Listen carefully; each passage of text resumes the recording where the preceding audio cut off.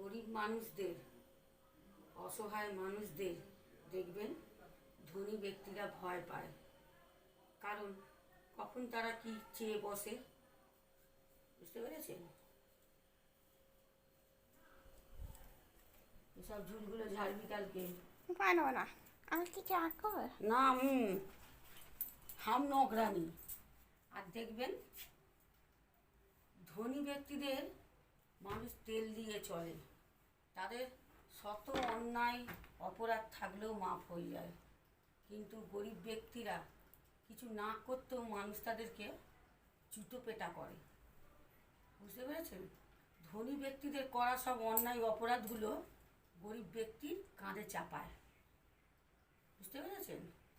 এটাই হলো আমাদের সমাজ। শুধু সমাজ বলে না,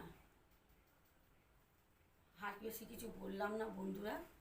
একটা জিনিসই জেনে গেছি, বুঝে গেছি যে গরিব হওয়া খুব অপরাধ, বুঝতে পেরেছেন?